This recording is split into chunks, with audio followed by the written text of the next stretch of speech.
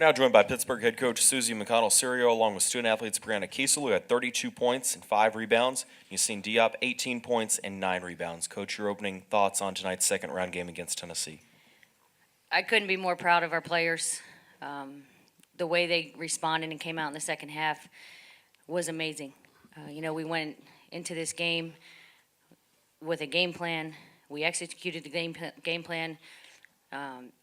Defensively, we were doing a lot of good things, but we talk about doing the little things, and layups and free throws being those little things. And I thought we were a little nervous, a little rattled through the first half. And then I thought, just at halftime, I pick and choose my moments when I challenge them, and it was probably one of my calmest halftime speeches that I'd given them all year, because I knew just we needed to settle down, and they responded. To see us come out of the locker room and be efficient on the offensive end, get stops to cut into the lead. They just never quit, never stopped believing in themselves and each other, and played their hearts out. They wore their hearts on their sleeves, and couldn't be more proud of the effort. And then to speak of Brianna Kiesel, who I believe it was a career high against Tennessee in the NCAA tournament on their floor, playing 40 minutes and being dogged from end to end the entire possession. She had the ball in her hands and working hard defensively. For her to end her career, I know it's a sad day for me, for her, because it's now we never have the chance to be together again. And that's the disappointing part, is I don't have the opportunity to coach her anymore. But I'm so proud of what she has done this year and what she has meant to our program, taking it to new heights. And the young lady sitting beside her, Yassine Diop, for a freshman, has come in and raised the level of expectations, came in and was an impact player right from the beginning of the year, and to help us get to the NCAA tournament alongside of Brianna Kiesel and the other players on this team, 3 freshmen, a volleyball player. Nobody expected us to be here, but our players did. And they just never stopped believing and fighting and focusing on our game plans. And Yassine and Bree having those types of performances on the biggest stage, we couldn't ask anymore. And just really a disappointing ending, because we gave everything we had and couldn't pull it out, but so proud of the effort that our players had. Now take questions for the student athletes. We'll start here and then go here. Chuck Williams, WJBE Radio. What I was trying to figure out is, seems like the first 10 minutes, or the first part of the first half, when they went 10 up on you, was it their speed and their physical play that you couldn't handle at first? Because that seems to be the difference, was the opening minutes of the game. They executed their game plan very well. They slowed us down in transition. So we're a transition team. They're long and lanky. We had a lot of contested shots, but we got looks. It's just we weren't finishing. And they killed us on the offensive boards. But I thought in the second half we did a much better job boxing out. But, they're a very good team. They're nationally ranked, and just playing them today, having the honor of playing one of the best teams in the nation, it was just a great, amazing game that I wouldn't have asked for a better way to go out. Right here. Bree, you took a bunch of shots, mainly at the end of the first half. You're flexing your elbow with about a minute to go. Was this the most physical team you faced all year? 24 is a lot of shots. They were very physical. Every shot that I took, it was definitely, really physical. I got to the free throw line, and I missed too many free throws, way too many. But when they came out and they guarded me, it was, I had number 14 on me, who was, I think she's one of the defensive players of the year in the SEC, and she's very good. So every shot that I took was contested. I wish I would have shot maybe 20 for 24, maybe would have won. Maybe. We'll go here and then here. Oh, Steve. We'll go here first.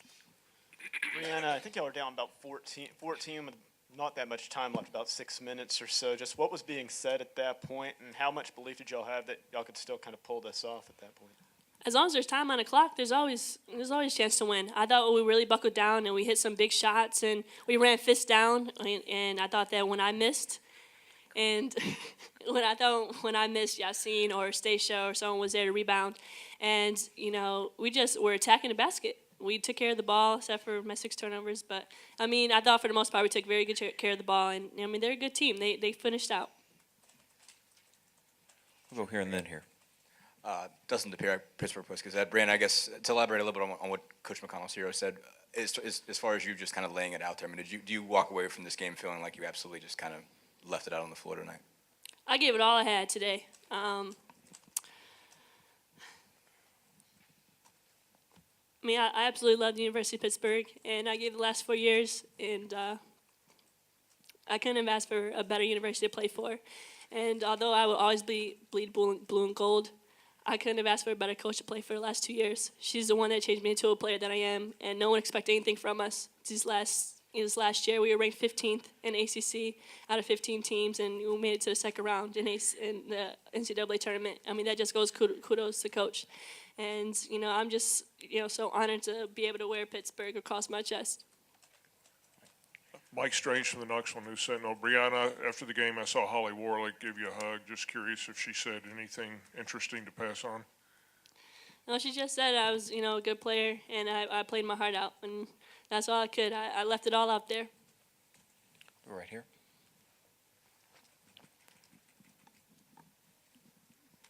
Yassine, can you maybe talk about just the freshman and playing alongside Bree this year, maybe what she's taught you, what you'll take away from the experience of playing with her? I mean, it was a pleasure playing again with Brianna Kissel. She's like our leader, and I always looked up to her. It's sad that this is our last game playing with her. I wish I had like more year playing with her, so I can learn more from her, like leadership-wise and like more things. Go right here. Yassine, you're one of the younger teams in the country, your freshman class, and even Fred being a sophomore. How beneficial do you think this experience is going to be, maybe even next year and further down the line in 2 years, maybe even 3 years? I mean, this is very beneficial because I think like every game that I play, I learn from it. Either we win or lose, like I learn more, I gain more experience playing the games.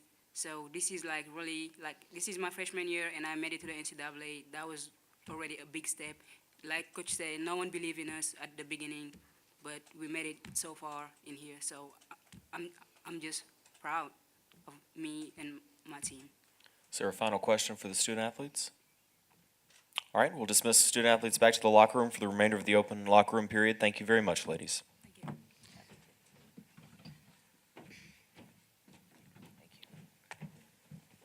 Good job, Bree.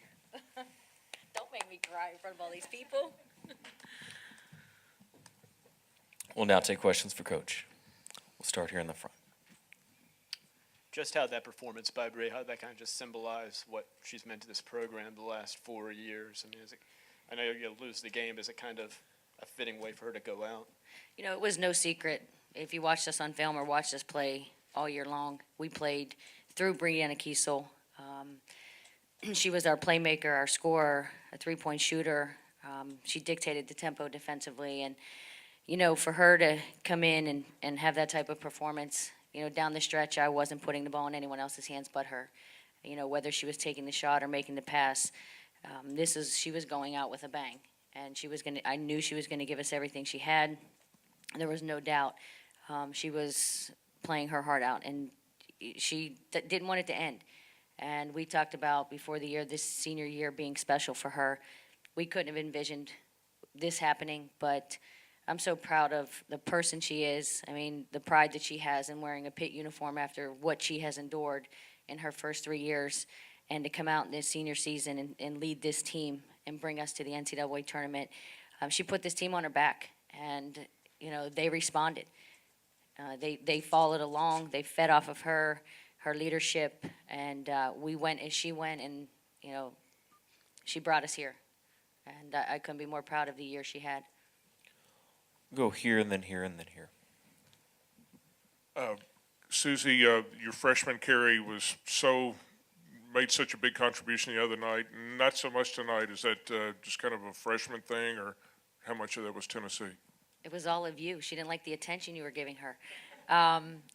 Stacia, it really depends on the matchup. And, defensively, I didn't think she backed down from the challenge. She gave us some great minutes defensively and challenging and rebounding. I just thought she got a little anxious. They were leaving her one-on-one, and they were physical. And I think Bashara Graves is one of the most physical players she has played against, and a very talented post player. So, she knew coming in she had her hands full. Just needed to slow down a little bit, try to play a little too fast. This is such a valuable experience for our three freshmen, for our entire team. It's something. This is a time that they will never forget. But as far as having game experience against a talented team and in Tennessee. Oh, here and then here. Matt Slavin, Tennessee, and 24 of Brianna's 32 came in the second half. Just what was the difference for her late? She kind of team's key on her right from the beginning of the game. You asked a question someone did about, I think it was you, about the physical play in the beginning of the game, and Tennessee came out and we knew, and we said, they are going to come out, they're going to be aggressive, they're going to be physical, they're going to deny our entry passes. We have to be able to match their intensity right from the beginning of the game. And they were physical and they were disruptive. And I think we were playing too quickly, making poor decisions, picking up our dribble, led to some turnovers, and I think there was some frustration. And then they shot the ball really, really well. And as the game wore on and we started to play defense, their percentage started to go down. But they tried to take her out of the game. They tried to take Bree out of the game, and she just kept fighting. And I think we just had to get used to the physical play in the first 5 minutes, and if we could withstand that run, and that really was the difference in the game, is in the beginning of the game, the run that they made. Right here. John Adams, Knoxville News Sentinel. Susie, when you watched that Boise State-Tennessee game, Boise State played Tennessee really tough, but a 18 rebound, I think, advantage for Tennessee. Did you look at that game and think this was going to be a huge problem for you guys coming in? I did watch that game in person and then on film as well. And Boise State did a great job of hitting shots. And I think anytime you can hit shots in the NCAA tournament, you give yourself a chance to win. But coming into this game and focusing on Tennessee, we saw they'll send 4 players to the offensive glass. I think Carter is one of the best rebounding guards. And it was an emphasis on all 5 players. It was on our board. All 5 players must box out. And there were too many times where we had 2 or 3 boxing out, and then they would come in, get a hand on it. They got second and third chances. And against a team like Tennessee, it will kill you. And they make a living on the offensive glass. And, it was a big difference for us tonight. And we're not deep, and we're not as physical. So, that was something that hurt us. Any other questions for Coach? Right here. Coach, just how tough was, Tennessee's depth? You mentioned Andrea Carter and then Massengale, hitting all those free throws. Did you feel like maybe the experience of them having a couple more juniors, a couple more seniors than you was maybe a turning point in this game and maybe a deciding factor? You practice all year long. We know we're not deep. You practice all year long for this moment, and fatigue can't be a factor. They're just very good. I mean, they have 5 scoring options on the floor at all times. When you try to defend the on-ball screens, and if your post hedges too much, they make the extra pass and they get a layup. If you support and guard doesn't get over quick enough to the other side of the screen to cut them off, guards are getting to the rim, and then you help off with someone else. This is a team that I thought moved the ball very, very well when I watched them on film. I mean, they see the next play. They know if this option happens, this is where they're going. At least it looks like that on film with me. I just thought they were very good at executing their offense. I give our players credit. I mean, we got some steals. We disrupted. We just didn't hit enough shots. I think that was the bottom line, and we dug ourselves a hole too much in the first half. Final question here in the front. Any other team in ACC matches up physically with UT?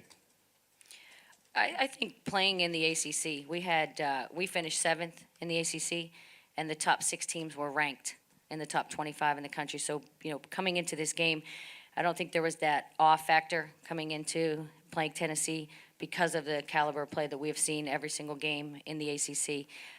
Notre Dame, it can probably be a comparison. North Carolina, Duke plays his own, but there are a number of teams that have similar styles of play, similar players.